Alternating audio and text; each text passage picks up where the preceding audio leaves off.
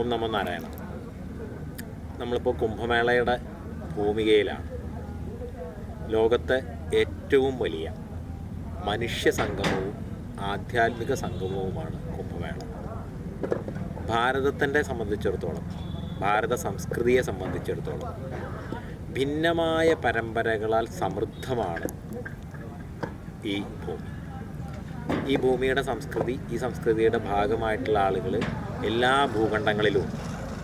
അങ്ങനെ ഭാരതീയമായ സംസ്കാരത്തിൻ്റെ, സനാതന ധർമ്മത്തിൻ്റെ ഏറ്റവും വലിയ സംഗമമാണ് കുംഭമേള എന്ന് പറയുന്നത്. നമ്മൾ മേള എന്ന് കേൾക്കുമ്പോൾ പൊതുവിലൊരു നമ്മൾ മലയാളികൾ പെട്ടെന്ന് ഉദ്ദേശിക്കുന്ന ഒരു അർത്ഥത്തിലല്ല മേള എന്ന് പറയുന്ന പദം. മേളനം, ഒരു കൂടിച്ചേരൽ.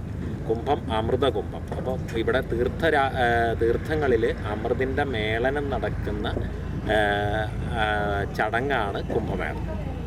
ആ കുംഭമേളയിൽ സനാതനധർമ്മത്തിൻ്റെ ഭിന്നധാരകൾ, സന്യാസിമാർ, വൈഷ്ണവ സമ്പ്രദായം പിന്തുടരുന്ന വൈരാഗികൾ, സിഖ് ട്രഡീഷനുമായി ചേർന്ന് നിൽക്കുന്ന ഉദാസീനുകൾ, ഖാൽസകൾ, അങ്ങനെ ഭിന്നമായിട്ടുള്ള എല്ലാ പരമ്പരകളും ഒരിടത്ത് ഒരുമിച്ച് കൂടുകയാണ്. ഏറ്റവും വിശിഷ്ടമായ തീർത്ഥങ്ങളുടെ രാജാവാണ് പ്രയാഗ്രാജ്. ആ പ്രയാഗ്രാജിൽ സ്നാനം ചെയ്യുക എന്നുള്ളത് തന്നെ എല്ലാ മുജ്ജന്മ പാപങ്ങളെ അടക്കം എല്ലാം കളഞ്ഞ് നമ്മളെ വിശുദ്ധീകരിക്കുന്ന ഒരു പുണ്യമായ കർമ്മമാണ്. ആ തീർത്ഥരാജിൽ അമൃതിൻ്റെ സംഗമം കൂടി, അമൃതിൻ്റെ മേളനം കൂടി നടക്കുകയാണ് കുംഭമേളയുടെ ദിവ്യമായ മുഹൂർത്തത്തിൽ. അപ്പോൾ ഈ സമയത്ത് ഇവിടെ സ്നാനം ചെയ്യാൻ വേണ്ടിയിട്ട് ദേവകൾ, കിന്നര ഗന്ധർവാദികൾ, അശരീരികളായിട്ടുള്ള മഹാത്മാക്കൾ, ഇവരെല്ലാവരും എത്തിച്ചേരും. ഒപ്പം ഈ ഭാരതത്തിലെ മുഴുവൻ പരമ്പരകളിലെയും സന്യാസിമാരും എത്തിച്ചേരും. അപ്പോൾ ഈ സന്യാസിമാരുടെ ഒപ്പം സ്നാനത്തിൽ പങ്കെടുക്കുക. ഇപ്പം നമ്മളൊരു ക്ഷേത്രത്തിലേക്ക് പോവുക എന്ന് പറയുന്നത് അവിടുത്തെ ദേവതയെ ദർശിക്കാനാണ്. അതുപോലെ കുംഭമേളയിലേക്ക് വരുന്നത് മഹാത്മാക്കളെ, സാധു മഹാത്മാക്കളെ ദർശിക്കാനാണ്. ഞാൻ നേരത്തെ പറഞ്ഞതുപോലെ എല്ലാ പരമ്പരകളെയും 60 ലക്ഷത്തോളം സാധുക്കളാണ് ഈ മേള നഗരിയിൽ 2 മാസക്കാലം ഒരുമിച്ച് കൂടി. ഇതൊരു മണപ്പുറമാണ്. നല്ലൊരു മഴ പെയ്ത് കഴിഞ്ഞാൽ ഗംഗയുടെ ഉള്ളിലേക്ക് പോകുന്ന മണപ്പുറത്താണ്. നമ്മളിപ്പോൾ ഗൂഗിൾ ലൊക്കേഷനൊക്കെ ഇപ്പോൾ നമ്മൾ നിൽക്കുന്ന സ്ഥലത്ത് നോക്കിക്കഴിഞ്ഞ് കഴിഞ്ഞാൽ ഗംഗയുടെ ഉള്ളിലാണെന്നാണ് പല സ്ഥലത്തും കാണിക്കുക. അപ്പം അങ്ങനെയുള്ള ആ മണപ്പുറത്ത്, അത് 8000 ഹെക്ടറോളം വരുന്ന മണപ്പുറത്ത് 1000ഓളം കിലോമീറ്റർ റോഡുകൾ നിർമ്മിച്ച് 3 ലക്ഷത്തോളം ആശ്രമങ്ങളുടെയും ട്രസ്റ്റുകളുടെയും ക്ഷേത്ര സമിതികൾക്കുമൊക്കെ 3 ലക്ഷത്തോളം ടെൻറ്റുകൾ അനുവദിച്ച്, ആ ടെൻറ്റുകൾക്കൊക്കെ നമ്മളൊരു നഗരത്തിൽ എങ്ങനെയാണോ ഉണ്ടാവുക അതുപോലെ water connection, electric connection, sanitation സൗകര്യങ്ങൾ ഇതെല്ലാം ഒരുക്കി ഓരോ സെക്ടറുകളാക്കി തിരിച്ച്, ഓരോ സെക്ടറിനും പോലീസ് സ്റ്റേഷൻ, സെക്ടർ മജിസ്ട്രേറ്റിൻ്റെ കീഴിൽ police station, fire station, ration കട, ഇലക്ട്രിസിറ്റി ഓഫീസ്, വാട്ടർ ഓഫീസ്, അങ്ങനെ എല്ലാ സംവിധാനങ്ങളും ഒരുക്കിയിട്ടാണ് ഈ മേള നടക്കുന്നത്.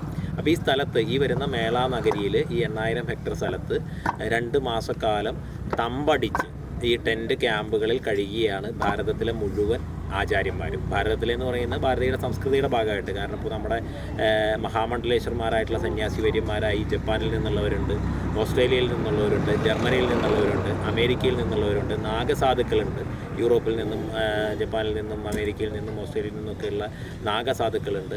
വൈരാഗികൾ, വൈഷ്ണവ സമ്പ്രദായത്തിൽപ്പെടുന്ന വൈരാഗികളുണ്ട്. അങ്ങനെ എല്ലാ പരമ്പരകളിലും വിദേശത്തു നിന്നും ഒക്കെയുള്ള ഒരുപാട് ആളുകളുണ്ട്. ഭക്തരായിട്ടുള്ള ഒരുപാട് ആളുകൾ വിദേശത്ത് നിന്ന് വരുന്നുണ്ട്, വിദേശികളായിട്ടുള്ള ആളുകൾ വരുന്നുണ്ട്. ഏകദേശം 50 ലക്ഷത്തോളം വിസ ആപ്ലിക്കേഷൻസാണ് ഇതുവരെ പ്രോസസ്സിങ് കഴിഞ്ഞു എന്ന് നമ്മൾ മനസ്സിലാക്കുന്നു. അപ്പം അങ്ങനെ എല്ലാ സന്യാസി പരമ്പരകളും എത്തിച്ചേരുന്നു, എല്ലാ ആധ്യാത്മിക ആചാര്യന്മാരും എത്തിച്ചേരുന്നു. ഒപ്പം ഇവരുടെ ഒപ്പം സ്നാനം ചെയ്യാനും ഇവർക്ക് സേവ ചെയ്യാനും വേണ്ടിയിട്ട് 40 കോടിയോളം ഭക്തജനങ്ങൾ ലോകത്തിൻ്റെ നാനാഭാഗത്തു നിന്നും ഈ ചെറിയ ചെറിയ അരുവികൾ ഒരു സമുദ്രത്തിലേക്ക് ഒഴുകിയെത്തുന്നത് പോലെ ഈ ആധ്യാത്മിക സാഗരത്തിലേക്ക്, മനുഷ്യക്കടലിലേക്ക് ഒഴുകിയെത്തുകയാണ്. ഇതാണ് കുംഭമേള.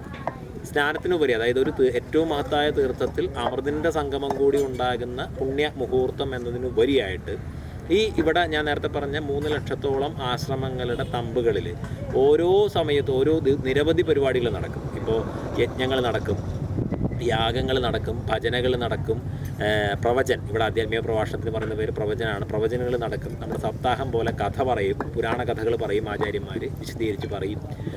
കലാപരിപാടികൾ, നമ്മുടെ ശാസ്ത്രവുമായും മറ്റും ബന്ധപ്പെട്ട കലാപരിപാടികൾ നടക്കും. ശാസ്ത്രാർത്ഥം എന്ന് പറയുന്ന വാദപ്രതിവാദങ്ങൾ നടക്കും. അങ്ങനെ ഭിന്നമായ രീതിയിലുള്ള ആധ്യാത്മിക യജ്ഞങ്ങൾ ഈ ഭൂമിയിൽ ഇങ്ങനെ നടന്നുകൊണ്ടിരിക്കും. ഈവൻ നമ്മൾ പറയുകയാണെങ്കിൽ ഇന്നത്തെ ഒരു ഭാഷയിൽ പറയുകയാണെങ്കിൽ 24/7. അപ്പോൾ ഒരു സമയത്ത് നമ്മളിവിടെ നിൽക്കുന്ന സമയത്ത് ഏറ്റവും ചുരുങ്ങിയത് 100,000 ആധ്യാത്മിക യജ്ഞങ്ങൾ ഈ ഭൂമിയിൽ നടക്കുന്നുണ്ടാവും. അപ്പോൾ അത്രത്തോളം ഒരു ആധ്യാത്മിക ഊർജം നിറഞ്ഞ ഒരു ഭൂമി അല്ലെങ്കിൽ ഒരു കാലഘട്ടം, അതാണ് ഈ കുംഭമേള കാലയളവ് എന്ന് പറയുന്നത് ഇവിടെ സംഭവിക്കുന്നത്. ഇതാണ് മേളയുടെ ഒരു സംക്ഷിപ്തമായിട്ടുള്ള രൂപം.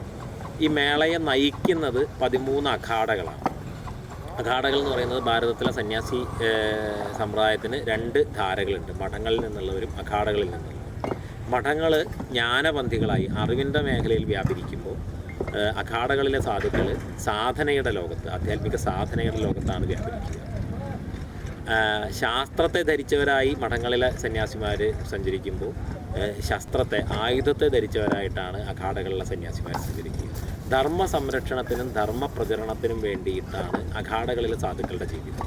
വേണ്ടി വന്നാൽ ആയുധമെടുത്ത് യുദ്ധം ചെയ്യുക എന്ന് പറയുന്ന ധർമ്മം കൂടി അഖാഡകളിലെ സാധുക്കൾ നിർവഹിക്കുന്നുണ്ട്.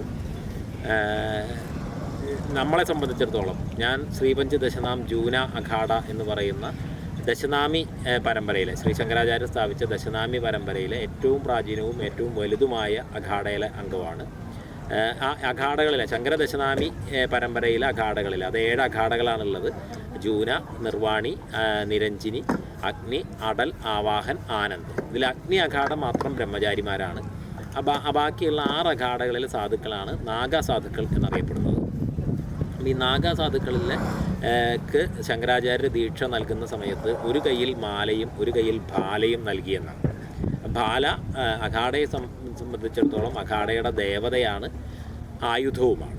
ആ ആയുധത്തിലാണ് അഖാഡയുടെ ദേവത കുടികൊള്ളുന്നത്. അപ്പോൾ നമ്മൾ സ്നാനത്തിന് പോകുമ്പോഴാണെങ്കിലും അല്ലെങ്കിൽ മേള നഗരിയിലേക്ക് വരുമ്പോഴാണെങ്കിലും അപ്പോൾ ഈ ഒരു വലിയ ദണ്ടിൻ്റെ രൂപത്തിലുള്ള അല്ലെങ്കിൽ ഒരു വലിയ ശൂലത്തിൻ്റെ രൂപത്തിലുള്ള ഈ ഭാലയാണ് നമ്മൾ വലിയ ഘോഷയാത്രയായി എഴുന്നള്ളിച്ച് കൊണ്ടുപോവുകയും പ്രതിഷ്ഠിക്കുകയും എല്ലാം ചെയ്യുക, ധർമ്മജോയത്തിൻ്റെ കീഴിൽ സ്ഥാപിക്കുകയും ഒക്കെ ചെയ്യും. അപ്പം അങ്ങനെ ഒരു കയ്യിൽ മാല, അത് യുദ്ധം ചെയ്യേണ്ടാത്ത സമയത്ത് ജപ സാധനങ്ങളിൽ ഏർപ്പെടുകയും ധർമ്മ സംരക്ഷണത്തിനായി ഇറങ്ങി പ്രവർത്തിക്കേണ്ട സമയത്ത് ഇറങ്ങി പ്രവർത്തിക്കുകയും ചെയ്യുക, മറുകൈയിൽ ഭാലയും. ഇങ്ങനെയാണ് അഖാഡകളുടെ ഒരു രീതി. അല്ലെങ്കിൽ ഞാൻ നേരത്തെ പറഞ്ഞ ദശനാമി പരമ്പരയിലെ അഖാഡകൾ കഴിഞ്ഞാൽ 3 വൈഷ്ണവ സമ്പ്രദായം, അവരെ വൈരാഗികൾ എന്നാണ് ഇവിടുത്തെ ഭാഷയിൽ പറയുക. ദശനാമി സമ്പ്രദായത്തിൽ സന്യാസിമാർ, വൈഷ്ണവ സമ്പ്രദായത്തിൽ വൈരാഗികൾ, സിഖ് ട്രഡീഷനുമായി ചേർന്നിട്ടുള്ള ഉദാസീനുകൾ, ഇങ്ങനെ 13 അഖാഡകൾ. ആ അഖാഡകൾക്കൊരു ഭരണസമിതി ഉണ്ടാവും. അത് ഓരോ കുംഭമേളകളിലാണ് അതിൻ്റെ അധ്യക്ഷൻ, സഭാപതിയെ തിരഞ്ഞെടുക്കുക, ഭരണസമിതിയെ, പദാധികാരികളെ തിരഞ്ഞെടുക്കുക. അതുകൂടാതെ അഖാഡകളുടെ ഒരു മാർഗനിർദ്ദേശകരായിട്ട് ആചാര്യ സ്ഥാനത്തേക്കായിട്ട് മഹാമണ്ഡലേശ്വർമാർ എന്ന് പറയുന്ന, അത് പ്രായം കൊണ്ടും വിദ്വത കൊണ്ടും പാരമ്പര്യം കൊണ്ടുമൊക്കെ ശ്രേഷ്ഠമായിട്ടുള്ള ആശ്രമങ്ങളിൽ നിന്നും മഹാത്മാക്കളിൽ നിന്നുമൊക്കെയുള്ള ആളുകൾ മഹാമണ്ഡലേശ്വർമാരായിട്ട് അഖാഡാഭിഷേകം ചെയ്യും. അതുകൂടാതെ ഓരോ അഖാഡയുടെയും പരമാചാര്യനായിട്ട്, പീഠാധീശ്വരായിട്ട് ആചാര്യ മഹാമണ്ഡലേശ്വരുണ്ടാവും. ആചാര്യജിയാണ് അഖാഡയുടെ ദീക്ഷ തുടങ്ങിയിട്ടുള്ള കർമ്മങ്ങൾക്കൊക്കെ ആചാര്യത്വം വഹിക്കുന്നത്. ജൂന പീഠാധീശ്വർ സ്വാമി അവധേശാനന്ദഗിരി മഹാരാജാണ്. ജൂന അഖാഡയുടെ ഇപ്പോഴത്തെ സഭാപതി പ്രേംഗിരി മഹാരാജാണ്. അഖാഡയുടെ രക്ഷാധികാരി ഹരിഗിരി മഹാരാജാണ്. ഈ മേളയുടെ പ്രഭാരിയായിട്ട് ജൂന അഖാഡയിലെ മോഹൻ ഭാരതി മഹാരാജാണ്. അങ്ങനെ ഒരു ഇത്തരത്തിലുള്ളൊരു വ്യവസ്ഥയോടുകൂടി പ്രവർത്തിക്കുന്ന അഖാഡകളാണ് കുംഭമേളയ്ക്ക് നേതൃത്വം നൽകുന്നതും കുംഭമേളയെ നയിക്കുന്നതും.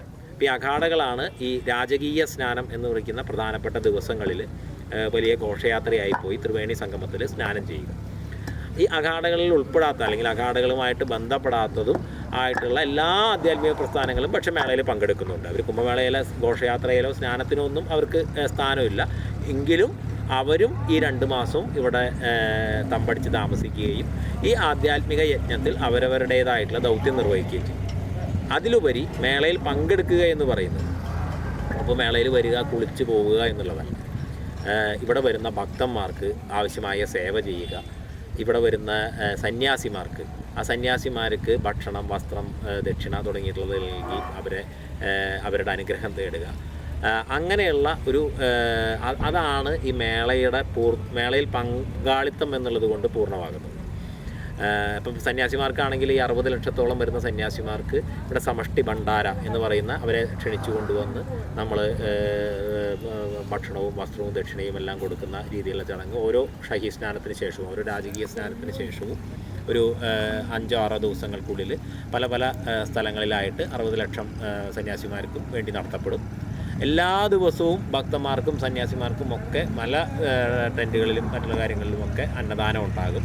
അപ്പോൾ നമ്മൾ ഇവിടുത്തെ താൽക്കാലികമായി ഉണ്ടാക്കിയ വഴികളിലൂടെ നടന്നു പോകുമ്പോൾ വളരെ വിനയത്തോടു കൂടി നിന്ന് നമ്മളെ തൊഴുത് നമസ്കരിച്ചിട്ടാണ് ഇവിടെ വരുന്ന ഒരു ഭക്തനെ പോലും ഭക്ഷണം കഴിക്കാൻ വേണ്ടി വിളിക്കുക. അങ്ങനെയുള്ളൊരു സംസ്കൃതിയാണ് ഇവിടുത്തെ ജനങ്ങൾ അല്ലെങ്കിൽ ഇവിടെ വരുന്ന ആളുകൾ തുടർന്നു പോകുന്നത്. ഇങ്ങനെയാണ് പൊതുവിൽ കുംഭമേള എങ്ങനെ നടക്കുന്നു എന്നുള്ളത്, അല്ലെങ്കിൽ എങ്ങനെയാണ് കുംഭമേളയിൽ പങ്കെടുക്കുക എന്നുള്ളതിൻ്റെ ഒരു ചിത്രം.